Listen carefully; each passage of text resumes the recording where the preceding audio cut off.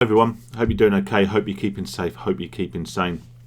If you're watching this video having seen the title, then it might be that you're not doing particularly well at all. And trust me, as someone who's been there, done that, and got the proverbial T-shirt, I know exactly probably how you're feeling right now. What I will very quickly say to people who are long-term subscribers or even short-term subscribers, in which case welcome and thank you to this channel, is this isn't the Q&A video that I'm planning to do this week. If you don't know what I'm talking about, then check out the last video on my channel where I basically invite people to come along and ask me questions about gambling or about my experiences or indeed about me or indeed about anything. And yeah, good response to that so far. But yeah, if you want to ask a question, pop over to that video, put it in the comments section, and I will address that later on this week when I do the Q&A video, or videos depending on how many questions there are. But on with the subject of today's video, and that is dealing with lapses and with relapses. Very quickly, before I delve into that, let's just define what we mean by lapses and what we mean by relapses. Now, I am a recovering gambling addict, okay? I have been clear of gambling for, actually, I don't know how long, and it's something I need to look up because it's a question that comes up time and time again. I don't count days, I don't count weeks or months or whatever, for reasons I've addressed in previous videos. But if I was to go out today and get involved and gamble, then that would be a lapse, because I have lapsed on my period of abstinence, my period of recovery, where I've been completely free of gambling. If I were to then, if that lapse was then to trigger old sets of behaviour, so I would then go out the next day and the next day and gamble again and fall back into the same routine and the same behavioural habits that I had previously when I was gambling every day, that is then a relapse. But ultimately, it doesn't really matter if you're coming to the back or to this video off the back of a gambling session, be that a winning session or a losing session, because ultimately none of that actually matters. Then I just want to share sort of my experiences with you. It'll be different for everyone, but I think it would be remiss not to acknowledge that for the vast majority of people who choose to stop gambling or to, get into some form of recovery, relapses and lapses are part and parcel of the recovery process. I've certainly had my fair share, and touch wood, at the moment, I'm doing okay. I'm sure the same would apply for people who want to quit anything that is a harmful, addictive behaviour. I'm sure, drinkers, smokers, all the rest of it, anyone who's got an addictive habit or behaviour that they want to stop will generally not succeed on their first attempt. But, and if I can do anything to be of any inspiration to anyone on here, keep trying, because you will get to a point where you extend your recovery well beyond anything that you've achieved before. I'm not at this point going to say that I'm fixed, but likewise I try to avoid the assertion that you may get from something like the 12-step program, which I'm not criticising in this instance because it helps so many people, but the idea that you can never be free of this and that it'll always be a part of you. I think that in itself as an ideology can be potentially harmful for some people. But like I say, what works for one person doesn't necessarily work for others. And if you haven't tried the 12-step process, if you haven't tried attending a GA meeting and you're still gambling beyond your means, or you're still gambling but you want to stop, then it's certainly something that's going to be worth giving a go. So what happens generally when we lapse or we relapse? Well, firstly, we suffer the negative connotations of what we've done. So that could be an argument with a partner, that could be a financial loss, and generally the whole thing is shrouded by a certain sense of self-loathing, self-deprecation, and in many senses metaphorically and sometimes physically beating ourselves up, because we believe that somehow we have failed, and we feel like we're often sort of more less worthy human beings because we don't have the fortitude, the mental fortitude to carry through on something that we told ourselves on multiple occasions that we would achieve. Now, I'm not here to say, don't look at what you have done critically, because I think it's important to, in a sense, embrace the negative results, the negative implications and of your behaviour. So ultimately, if gambling never had any kind of negative impact on any part of our lives, then we wouldn't be looking to quit. So the fact that it has had negative connotations, even that's just a small financial loss, then don't hide from that, but also just accept. I think acceptance is the important thing. What we have to look at is, rather than what we've lost, and that might be, like I say, money, cause damage to relationships, we may have put effectively an end to an elongated period of recovery or period of abstinence for which we were feeling very positive. Rather than look at what we've lost, I think what we need to look at, and what I always try and look at, is what we still have. And predominantly what we still have is opportunity. We have an opportunity in front of us to change our habits again, change our behaviours, become a different person to the person we are. They often say that, alongside comparison being the thief of joy, that you should always compare yourself against who you were yesterday rather than what someone else is today. So whilst as gambling addicts or recovering gamblers we may envy those people who either gamble recreationally or indeed have never dabbled in this potentially incredibly harmful activity at all, we may be envious or jealous of these people because of their lifestyle. If we compare someone who is 10 years clean of gambling, then we're going to feel like we are somehow inferior or less worthy. If we don't gamble today, but yesterday we gambled, and we compare ourselves to the person we were yesterday, then we've made a significant improvement. So, rather than dwelling on what you've lost, accept what you've lost and accept the implications of any negative fallout from your behaviours, but look at what you've still got. Have you still got a roof over your head? Have you still got people around you who love you, care for you, support you? Have you still got food in the cupboard? Have you still got a job? Have you still got means by which to survive? Now, if you're living in England or anywhere in sort of the Western or developed world, whereas I'm sure 99% of you are, then hopefully there will be support networks and systems around you that can ensure you have a platform again from which to build.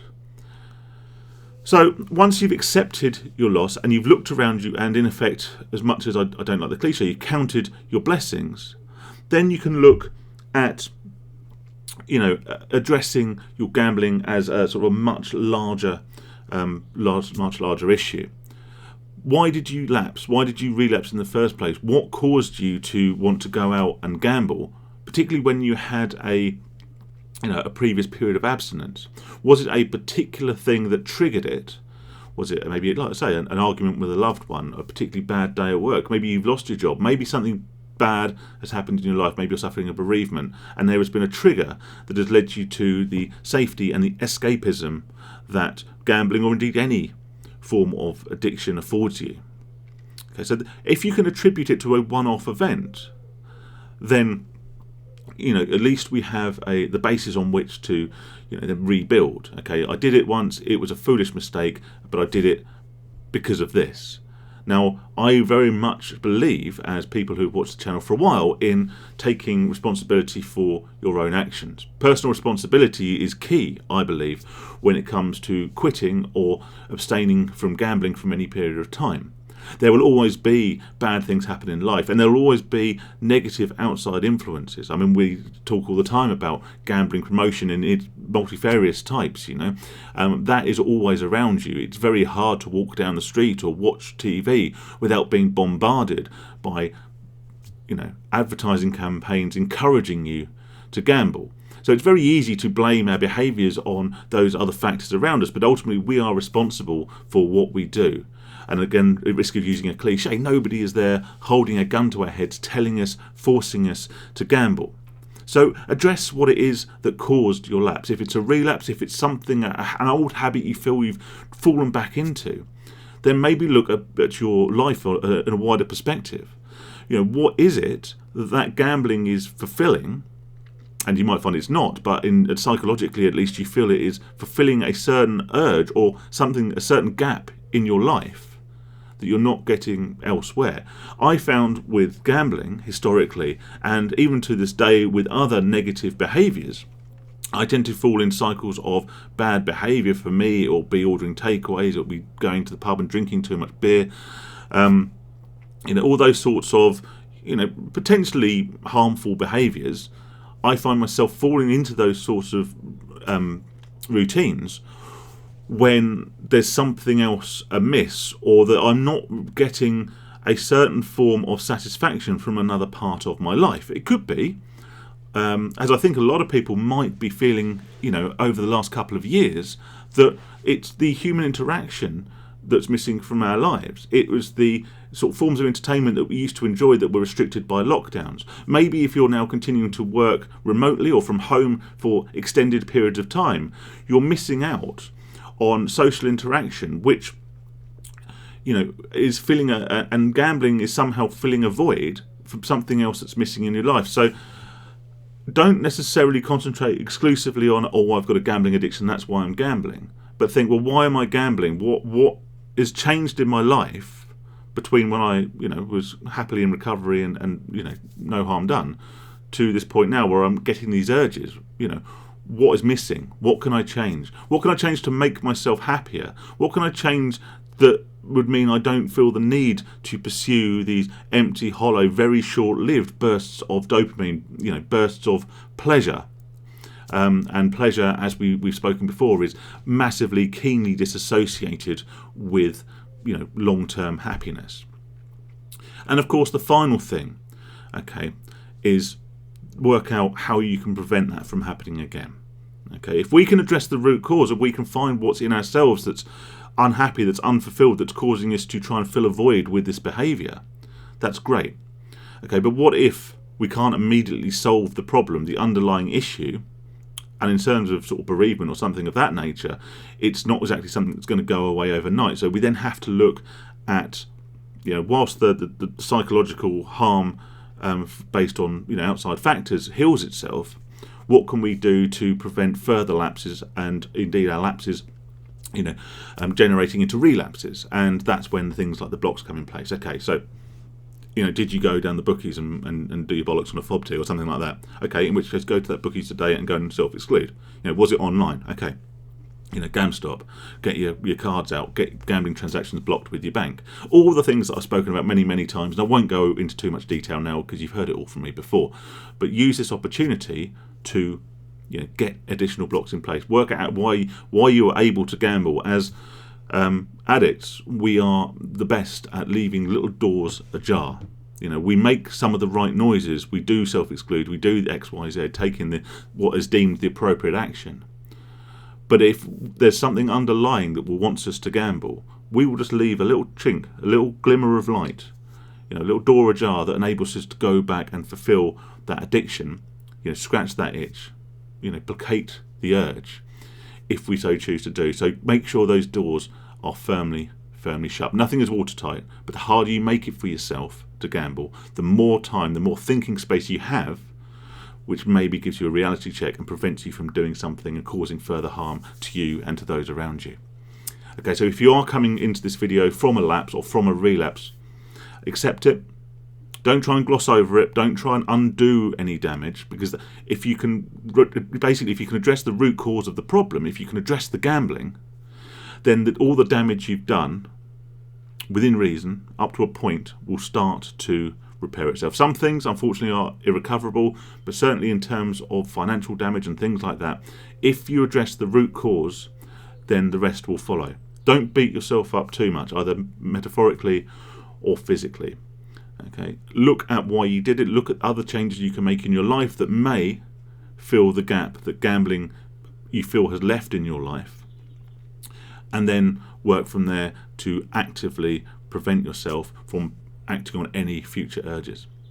I know it's been a bit of a talky one, a bit of a waffly one, but I just want you to know that there's support out there. There's always links in the descriptions of my videos to people who can help. If you don't feel like you've got someone close to you that you can talk to, GamCare, Break Even, loads of good, great people out there who want to help. All right, so talk to someone, and best of luck in your recovery. You can do this. If I can do it, I'm sure as hell you can do it. And be thankful for what you have left. Don't mourn what you've lost. Think what you have left. If you're watching this video, you're still alive. You still have eyes and vision, and you can hear me talking. More's the pity for you, really, guys. But just be thankful for what you still have, and what you still have is a platform to rebuild your life in a direction that you want it to go. All right, stay safe, Stay sane. Don't forget to pop over to the other video, leave me your questions, subscribe to the channel if you're new, subscribe to my second channel if you want to hear me rant about random crap. Like the video if you like the video, dislike the video if you dislike the video, and yeah, I'll speak to you all again soon. Take care of yourselves.